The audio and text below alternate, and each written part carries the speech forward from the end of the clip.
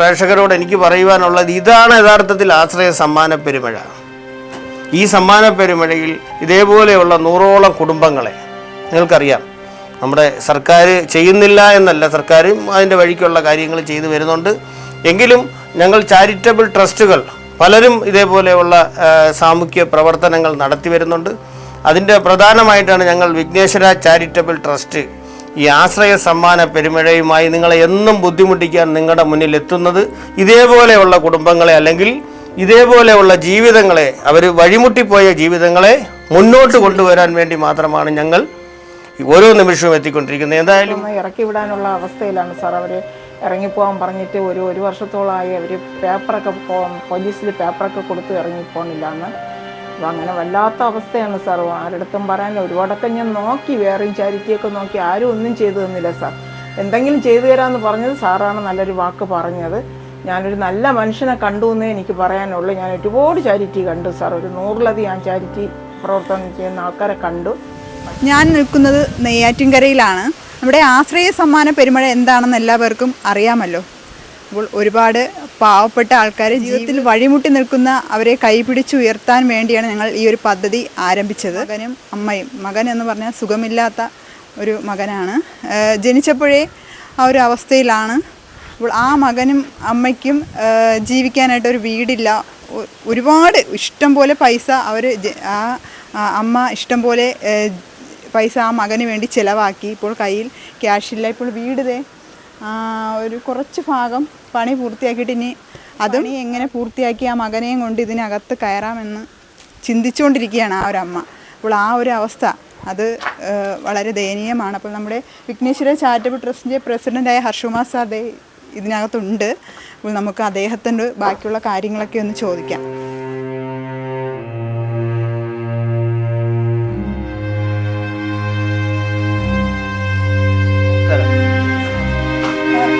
കണ്ടിട്ട് വീടെന്ന് പറഞ്ഞാൽ ഞങ്ങളുടെ ഈ ഒരു ആശ്രയ സമ്മാന പെരുമഴ തുടങ്ങിയിട്ട് ഇന്നേക്ക് 4ാമത്തെ ഞെറുക്കെടുപ്പ് ഈ മാസം 30-ാം തീയതിയാണ്.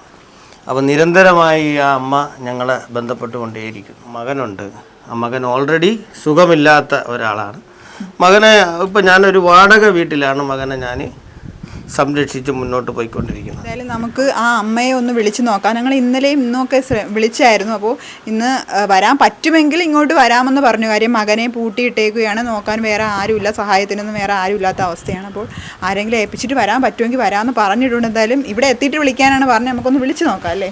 എന്തായാലും ഞങ്ങളുടെ ആശ്രയ സമ്മാന പെരുമഴ തുടങ്ങിയ തൊട്ട് നിരന്തരം ഈ ഒരു അമ്മ ഞങ്ങളുടെ സ്ഥാപനത്തിൽ അല്ലെങ്കിൽ ഞങ്ങളുടെ ഇറങ്ങി കയറുന്നുണ്ട്, വിളിക്കുന്നുണ്ട്. നിങ്ങൾ എപ്പോൾ വരും എന്നുള്ള രീതിയിൽ നമ്മളുടെ പറഞ്ഞുകൊണ്ട് എന്തായാലും നമുക്കൊന്ന് വിളിച്ചോ. ഹലോ, ഞങ്ങള് ഇപ്പൊ ഈ ഓൾറെഡി ഈ വീട്ടിലുണ്ടായിരുന്നു കേട്ടോ. സാർ എവിടെ? നേരിയൊക്കെയാണ്. അതെ, ഈ വീട്ടിൽ നിങ്ങളുടെ വീട്ടിലുണ്ടായിരുന്നു. വീടില്ലേ, അവിടെ ഉണ്ടായിരുന്നു. വരാൻ പറ്റുമോ? ഒന്ന് വരാൻ പറ്റുന്ന കാര്യമാണോ? വീട് കണ്ടോ സാർ? ശരിക്കും കണ്ടോ വീട്? വീട് കണ്ടത് വീടെന്ന് പറയാനില്ലല്ലോ, ഒരു അസ്ഥികൂടം മാത്രം. അതെ അത്രേ ഉള്ളൂ. അപ്പൊ ഇന്ന് വരാൻ പറ്റുമോ? അയ്യോ സാറ് ഇന്ന് വരാൻ പറ്റൂല, മോനെ ഇട്ടിട്ട് വരാൻ പറ്റൂല സാർ. എന്നാലും ഒന്ന് എന്തായിരുന്നു ഇത് യഥാർത്ഥത്തിൽ എന്താണ് ഈ ഒരു മോന് പറ്റിയ ഒരു അവസ്ഥ, അല്ലെങ്കിൽ നിങ്ങളുടെ ജീവിതത്തിൽ പറ്റിയ ഒരു അവസ്ഥ എന്തായിരുന്നു? ജീവിതത്തിൽ പറ്റിയ അവസ്ഥ എന്ന് പറഞ്ഞാൽ സാർ, ഇവനെ ജനിച്ചപ്പോൾ കരഞ്ഞില്ല, അതാണ് പ്രശ്നം മെയിനായിട്ടുള്ള. അത് കഴിഞ്ഞിട്ട് ഒരു 1.5 വയസ്സൊക്കെ ആയപ്പോൾ എല്ലാം ഓപ്പോസിറ്റ് ആയിരുന്നു. കാരണം നമ്മൾ മുട്ട കഴിക്കും, അവൻ മുട്ടയുടെ തൊലി കഴിക്കും, നമ്മൾ പഴം കഴിക്കും, അവൻ പഴത്തിൻ്റെ തൊലി കഴിക്കും, അങ്ങനെ എല്ലാം ഓപ്പോസിറ്റ് ആയിരുന്നു. അങ്ങനെയൊക്കെ ഒരുപാട് ചികിത്സകൾ ചെയ്തു. പിന്നെ ഇവിടെ PRSൻ്റെ മോളിൽ ഡോക്ടർ ആനന്ദം, പിന്നെ ജസ്റ്റിൻ പടമാടൻ എന്ന് പറയുന്ന ഡോക്ടർ, കേശവൻകുട്ടി നായർ, അദ്ദേഹത്തിൻ്റെ ഭാര്യ റാണി നായർ, ഇങ്ങനെ ഒരുപാട് വലിയ ഡോക്ടേഴ്സിനെയൊക്കെ കാണിച്ചു. ഒരുപാട് പൈസയായി. ആ വസ്തു പറ്റും. നേരത്തെ ഇവിടെ ഒരു ഓടിട്ട വീട് അവിടെ ഉണ്ടായിരുന്നു. ആ വീടെല്ലാം ഒരുപാട് പ്രാവശ്യം പണയപ്പെടുത്തിയും ബാങ്കിലൊക്കെ പണയപ്പെടുത്തിയും ഒറ്റി കൊടുത്തും ഇങ്ങനെയൊക്കെ പലതും ചെയ്ത് അവനെ ചികിത്സിപ്പിച്ചു. ഇന്നും ചികിത്സയിലാണ് സാർ. ഇന്നും 3000 രൂപയുടെ മരുന്നൊക്കെ വേണം. ഇന്നും ചികിത്സയിലാണ്. പിന്നെ ആരും സഹായിക്കാനില്ല സാർ, അതാണ് ഏറ്റവും വലിയ പ്രശ്നം. ആരും സഹായിക്കില്ല, ബന്ധുക്കളൊന്നും സഹായിക്കില്ല. ഞാനും മാത്രമേ ഉള്ളൂ. എനിക്ക് വേറെ ആരും ഇല്ല. എൻ്റെ ഭർത്താവും മരിച്ചുപോയി. അതുകൊണ്ട് ഇത്രയും ഒന്ന് തേച്ച് കിട്ടിയാൽ വലിയ ഉപകാരമായിരുന്നു സാർ. അത് തന്നെ, നമ്മളിപ്പം ഓൾറെഡി ഇന്നിപ്പം മകനെ വിട്ടിട്ട് വരാൻ പറ്റാത്തൊരു സാഹചര്യമാണ്. അതെ സാർ, ഇന്ന് പറ്റില്ല സാർ, ഇന്ന് വരാൻ പറ്റില്ല സാർ. ഇല്ല സാർ. അപ്പോൾ എന്തായാലും ഞങ്ങളുടെ ഇവിടെ ഒന്ന് നോക്കുന്നുണ്ട്. ആ നമ്മൾ മാക്സിമം സഹായിക്കാം. ആ ശരി. എന്തായാലും ഞങ്ങളിപ്പോൾ അങ്ങനെ ഒന്ന് കൈ ഒഴിഞ്ഞു കഴിഞ്ഞാൽ നിങ്ങൾക്ക് മുന്നോട്ട് എങ്ങനെയാവും? മുന്നോട്ട് ഒരു നിവൃത്തിയില്ല സാർ. ഇപ്പം താമസിക്കുന്ന സ്ഥലത്തൊന്ന് ഇറക്കി വിടാനുള്ള അവസ്ഥയിലാണ് സാർ. അവർ ഇറങ്ങിപ്പോകാൻ പറഞ്ഞിട്ട് ഒരു വർഷത്തോളമായി അവർ പേപ്പറൊക്കെ പോലീസിൽ പേപ്പറൊക്കെ കൊടുത്ത് ഇറങ്ങിപ്പോണില്ല എന്ന്. അപ്പോൾ അങ്ങനെ വല്ലാത്ത അവസ്ഥയാണ് സാർ. ആരുടെടുത്തും പറയാൻ ഒരുപാടൊക്കെ ഞാൻ നോക്കി, വേറെയും ചാരിറ്റിയൊക്കെ നോക്കി, ആരും ഒന്നും ചെയ്തു തന്നില്ല സാർ. എന്തെങ്കിലും ചെയ്തു തരാമെന്ന് പറഞ്ഞത് സാറാണ് നല്ലൊരു വാക്ക് പറഞ്ഞത്. ഞാനൊരു നല്ല മനുഷ്യനെ കണ്ടു എന്നേ എനിക്ക് പറയാനുള്ളൂ. ഞാൻ ഒരുപാട് ചാരിറ്റി കണ്ടു സാർ. ഒരു 100ലധികം ഞാൻ ചാരിറ്റി പ്രവർത്തനം ചെയ്യുന്ന ആൾക്കാരെ കണ്ടു. പക്ഷേ കുറേയൊക്കെ പറ്റിപ്പാണ് സാർ. കുറേയൊക്കെ പറ്റിപ്പും കുറേയൊക്കെ അവരുടെ സ്വാർത്ഥ താല്പര്യങ്ങൾക്കുള്ള ആ ഒരു രീതിയും അങ്ങനെ പല അനുഭവങ്ങളുണ്ട് സാർ. ഒരുപാട് അനുഭവങ്ങളുണ്ട്. ഒരു വർഷത്തോളം പല ചാരിറ്റിയുടെയും പുറകിലാണ്. പക്ഷേ ഞാനൊരു മനുഷ്യനെ കണ്ടത് സാറിൽ കൂടെയാണ്. സാറിനെ ഞാൻ ഒരു മനുഷ്യനായിട്ട് കണ്ടു, നല്ലൊരു മനുഷ്യനായിട്ട് സാറിനെ കണ്ടു. സാറിൽ നിന്ന് എനിക്ക് ഇന്ന് വരെ നല്ലൊരു സംസാരവും കാര്യങ്ങളൊക്കെ ഉണ്ട്. അതുകൊണ്ട് സാറിനെ ഞാൻ വിശ്വസിക്കുന്നു എനിക്കിത് ചെയ്തു തരുമെന്ന്. എന്തായാലും ടെൻഷൻ അടിക്കണ്ട. ഞങ്ങൾ മാക്സിമം ഞങ്ങളുടെ പ്രേക്ഷകരും കൂടെ നമ്മുടെ സഹായിക്കും എന്നുള്ള ഉറപ്പ് ഞങ്ങൾക്കുണ്ട്. അതുകൊണ്ട് എന്തായാലും ഈ ഒരു കാര്യം ഞങ്ങൾ ചെയ്തു തരാമെന്നുള്ളൊരു ഉറപ്പ് നിങ്ങൾക്ക് നൽകുകയാണ്. ശരി സാർ. സാറിന് കോടി പുണ്യം കിട്ടും സാർ. സാറിനും സാറിൻ്റെ കുടുംബത്തിനും കോടി പുണ്യം കിട്ടും. Okay okay okay. അപ്പോൾ ഞാനൊരു 2 ദിവസം അമ്മ ഒരു 2 ദിവസം ഇല്ലാതായി കഴിഞ്ഞാൽ ആ മകനെ അതെ നോക്കാനാരുമില്ല, അല്ലെങ്കിൽ അറിയാമല്ലോ വയ്യ സുഖമില്ലാത്ത ഒരു കുട്ടിയാണ്. 100% എന്ന് പറഞ്ഞാൽ 85% സുഖമില്ലാത്ത ഒരു കുട്ടിയാണ്. ആ കുട്ടീനെ സംരക്ഷിക്കാനും അതോടൊപ്പം തന്നെ അവരെ ബാധ്യതകളും മറ്റ് കാരണങ്ങളും എല്ലാം കൊണ്ട് അവർക്കിത് ഈ വീടിന് യഥാർത്ഥത്തിൽ അവർക്ക് പണിഞ്ഞതിനകത്ത് കിടത്താൻ. അപ്പോൾ വേറെ സുഖമില്ലാത്തൊരു കുട്ടിയെയും കൊണ്ട് ഒരു കാരണവശാലും ഒരു വാടക വീട്ടിൽ കിടക്കുമ്പോൾ ഏത് ഓണറായാലും പറയും കുറച്ച് ദിവസം കഴിയുമ്പോഴത്തേക്ക് ഇവിടെ കിടക്കാൻ പറ്റൂല എന്നുള്ളൊരവസ്ഥ.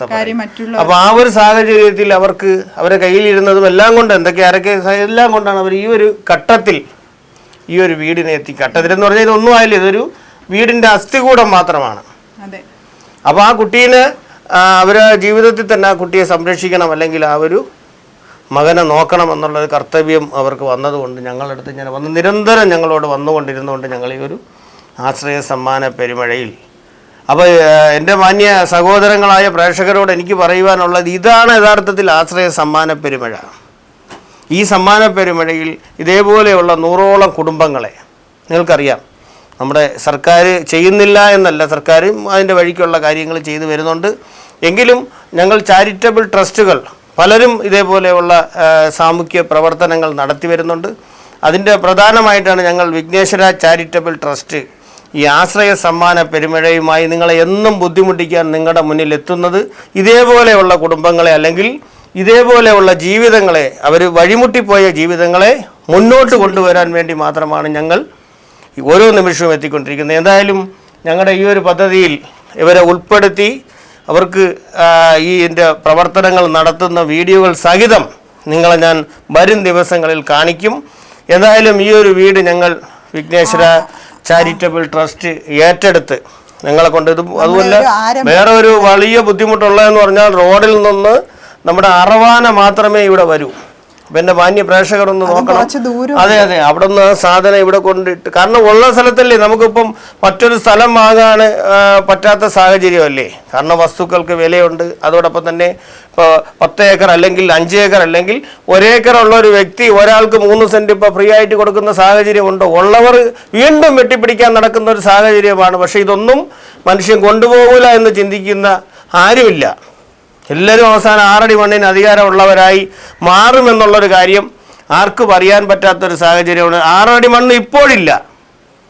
കാരണം എന്ന് പറഞ്ഞാൽ ഓരോരുത്തർക്കും ഒന്നുകിൽ നമ്മുടെ ഡ്രോ ആയി മാറിയിരിക്കുന്നു, അതേപോലൊപ്പം തന്നെ അല്ലെങ്കിൽ ശ്മശാനത്തിൽ അവിടെ വെച്ച് അവസാനിക്കുന്ന ജീവിതങ്ങളായി മാറുന്നു. എങ്കിലും ആരും ഒന്നും ചിന്തിക്കാത്തൊരവസ്ഥയിലോട്ടാണ് മുന്നോട്ട് പോയിക്കൊണ്ടിരിക്കുന്നത്. എന്നാലും ഞങ്ങളുടെ ഈ ആശ്രയ സമ്മാന പെരുമയുടെ ഭാഗമായ കുറച്ച് നല്ല പ്രേക്ഷകരുണ്ട്. അതെ അതെ അതെ, നമുക്ക് നമ്മുടെ ഈ ഒരു സമ്മാന പദ്ധതിയിൽ പങ്കെടുത്ത, അതുപോലെ ഞങ്ങളുടെ ഈ ഒരു ട്രസ്റ്റിൻ്റെ അല്ലെങ്കിൽ ചാനലിൻ്റെ ആ ഡൊണേഷൻ നൽകി ഞങ്ങളെ സഹായിച്ചു കൊണ്ടിരിക്കുന്ന നിരവധി നല്ലവരായ നമ്മുടെ സഹോദരങ്ങളുണ്ട്. അതാണ് ഞാൻ നിങ്ങളടുത്ത് ഞങ്ങൾ ഓരോ ലൈവിലും അല്ലെങ്കിൽ ഓരോ ഇതിലും പറയുന്നത്.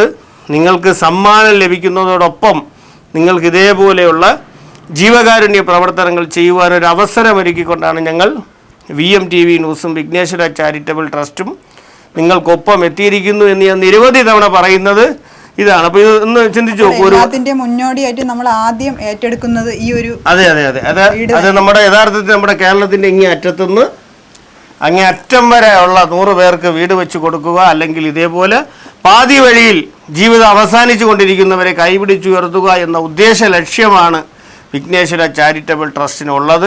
ആ ഒരു ലക്ഷ്യം പൂർത്തീകരിക്കാൻ വേണ്ടി എൻ്റെ മാന്യ സഹോദരങ്ങളായ എല്ലാ പ്രേക്ഷകരും അകവഴിഞ്ഞ് സഹായിക്കണം.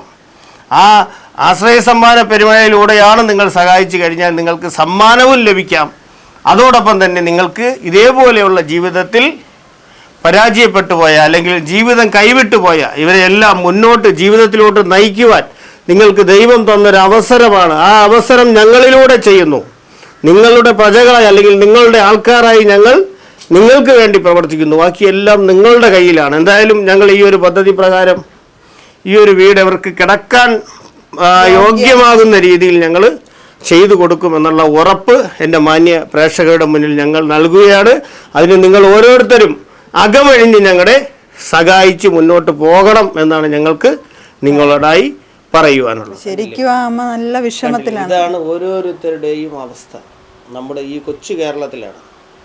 ഇപ്പം നമുക്കൊരു ചാരിറ്റബിൾ ട്രസ്റ്റിനെ സംബന്ധിച്ച് നമ്മുടെ കേരളത്തിൻ്റെ കാര്യം മാത്രമല്ല ഞങ്ങൾക്കത് ഓൾ ഇന്ത്യ ലൈസൻസാണ്. അപ്പോൾ മറ്റ് സംസ്ഥാനങ്ങളിലും ഇതേപോലെയുള്ള നിരവധി പേരെ കണ്ണീരൊപ്പാൻ ഞങ്ങൾക്ക് ദൈവം സഹായിച്ചാൽ ഞങ്ങൾ ഒപ്പം കൂടും. ഞങ്ങൾക്ക് പ്രേക്ഷകരുടെ സഹായം കൂടി വേണം, എങ്കിലേ നമുക്ക് ഈ കാര്യങ്ങളെല്ലാം നടത്താൻ പറ്റൂ. അതെ നിങ്ങളുടെ ഓരോരുത്തരുടെയും സഹായവും കൂടെ ഉണ്ടെങ്കിൽ മാത്രമേ ഞങ്ങൾക്ക് ഈ ഒരു ചെറിയൊരു സഹായം ചെയ്താൽ മതിയല്ലോ. ആശ്രയ സമ്മാന പെരുമഴയുടെ ഒരു ടോക്കണെങ്കിലും ഒരു കൂപ്പണെങ്കിലും നിങ്ങൾ എടുക്കാൻ ശ്രമിക്കൂ, അത്രേ പറയാനുള്ളൂ. അതുവഴി ഒരു കൂപ്പൺ നിങ്ങൾ എടുക്കുമ്പോൾ നിങ്ങൾക്ക് ഞങ്ങൾ ഓരോ ലൈവിലും അല്ലെങ്കിൽ ഓരോ ഷോയിലും നിങ്ങൾ പറയുന്നത് എന്താണ്, ജീവകാരുണ്യ പ്രവർത്തനത്തോടൊപ്പം സമ്മാനം നേടുന്നതിന് ഒരു അവസരമാണ് ഞങ്ങൾ നിങ്ങളുടെ മാന്യ സഹോദരങ്ങളായ പ്രേക്ഷകരെ നിങ്ങളെല്ലാവരും ഈ ഒരു ആശ്രയ സമ്മാന പെരുമയുടെ ഭാഗമായി ഇതേപോലെയുള്ള ജീവിതത്തിൽ ദുരിതം അനുഭവിക്കുന്ന ഇവരെയെല്ലാം കരകയറ്റുന്നതിന് വേണ്ടി നിങ്ങൾ ഞങ്ങളുടെ ഈ ഒരു ആശ്രയ സമ്മാന പെരുമയുടെ ടോക്കൺ എടുത്ത് സമ്മാനത്തോടൊപ്പം ജീവകാരുണ്യ പ്രവർത്തനത്തിൽ പങ്കാളിയാകുവാനാണ് നിങ്ങൾ ഈ ഒരു അവസരത്തിൽ നിങ്ങളെ ഞങ്ങൾ പറയുന്നത്.